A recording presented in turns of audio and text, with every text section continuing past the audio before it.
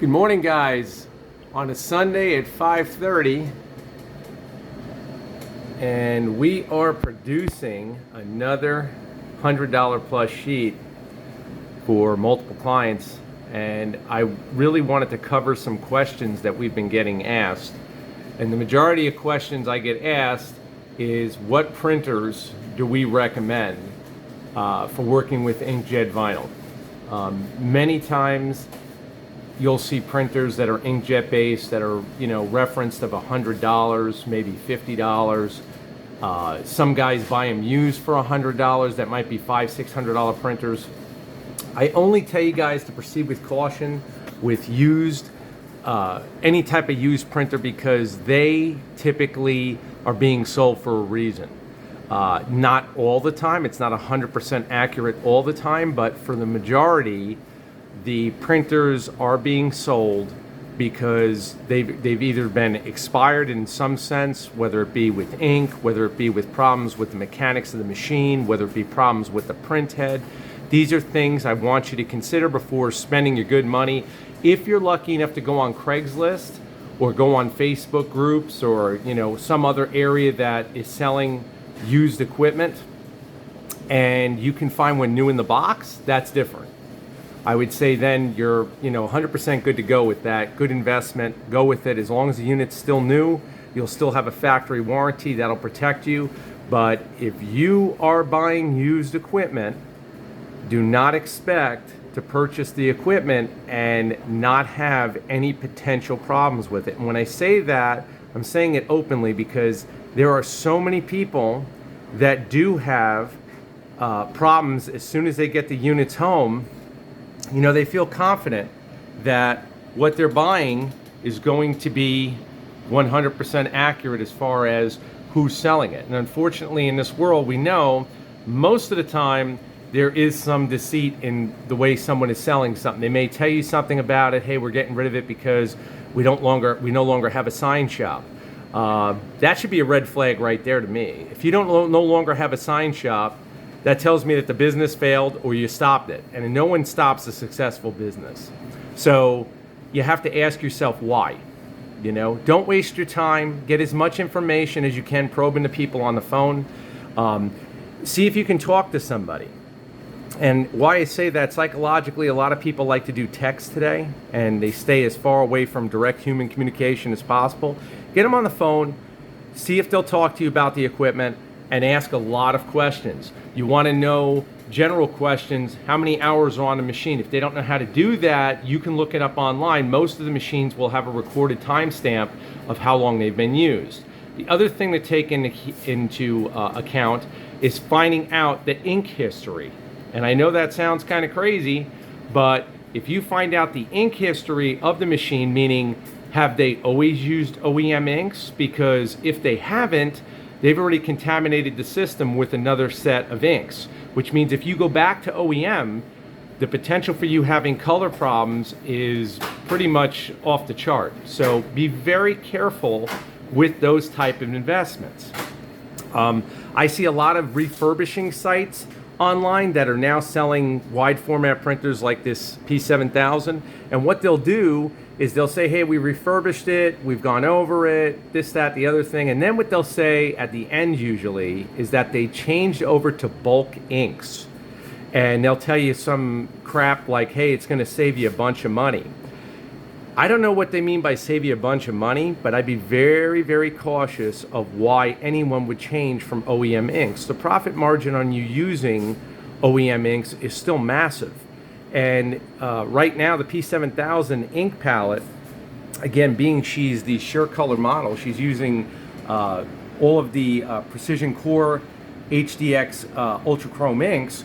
You're going to get a warranty in terms of the color palettes and in terms of longevity that no outside off-brand is going to give you. So if you're not using OEM, be very cautious. And I say that to everybody because I see it done all the time. And the saddest part is the only one who really suffers is your client, because if you cut corners there, you think a lot of times that you're passing it on and they'll never know. The sad part is that over time, somebody will know. Trust me, it'll happen. You'll have premature failure of the graphics. I've had past clients tell me stories of, oh, hey, I've printed with this such and such inks. They were horrible. My vinyl had problems with the inks, and not only that, laminates had problems with the inks. You don't want any of that. You don't know the chemical formulation of what they're doing with these inks. Be careful of what you invest in, because I'm telling you right now, nothing would suck worse than investing in a printer this size, and or even smaller if it's a smaller wide format printer, and then getting it home and finding out that you've spent all this money, you have no recourse, and you're basically screwed in terms of, how am I going to correct this? Because believe me, I've seen it done, and that's why I say do your homework. Take your time. Stay away from them $100 printers. You want to stay somewhere in the range of about $300 to $500. I would not go beneath that.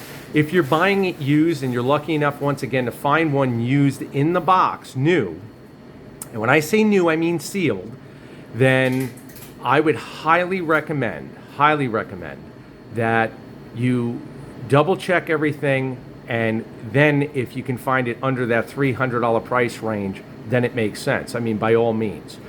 If you're buying an integrated printer cutter, we get that question a lot. What ones do we recommend? Integrated printer cutters, I mean, really doing two machines in one, it's going to save you some time, definitely. Is it necessary? I don't think it is. I mean, but there are some people that feel that it's easier because you have one machine. The way I look at it is the more extravagant the machine, the more issues you potentially have, especially when servicing and performing maintenance. So just keep that in mind. There's nothing wrong with buying more advanced robots, but if you're doing more than one option with the machine, that means that that machine now needs to be serviced at two levels, because it's a cutter and it's a printer. If you don't understand one, it's most likely that you're going to have trouble understanding the other.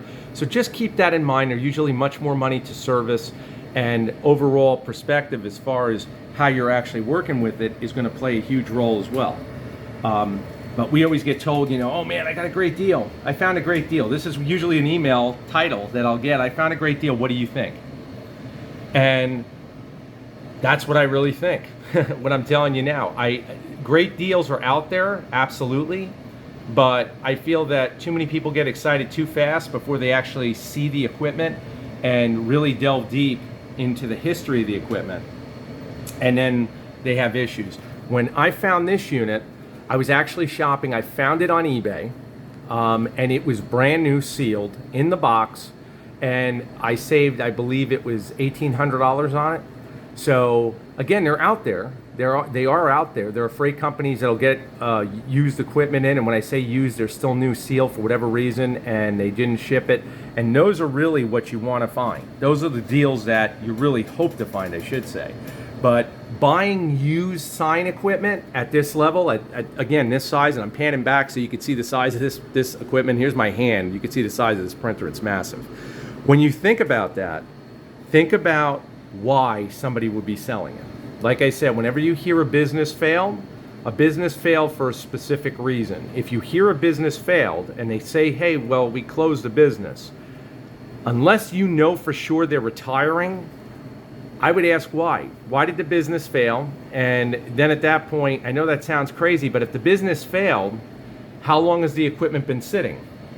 You're never going to get an honest answer to that. You're going to get an approximation. So if the equipment has been sitting, 6 months and the printer hasn't been turned on, cycled, you're going to have potential problems with ink clogs as far as the print head.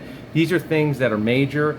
They may try to sell it as, hey, it's not that major. Trust me, it's major. Especially on something this big, it's major. You don't want to deal with that when you can take your money and invest it somewhere else, even if it means a smaller printer. So again, keep that in mind. Again, keep the questions coming, guys. I'm trying to do my best to answer as many as possible. The main thing is that you guys are keeping an open mind as far as what's out there to make money with. Right now I'm at 9 minutes and 31 seconds. This sheet is done. You can see the size of it, 15 by 25. And right there, that's $100 printed in 10 minutes. Take another 20 minutes or so. I've done this in previous videos.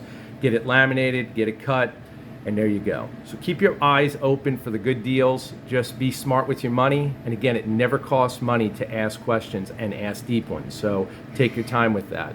Again, if you have Any questions, require quotes, consultations, whatever it may be, message us at CG Vinyl Studio. You'll see links in the beginning of the video and at the end. Have a great weekend. Take care.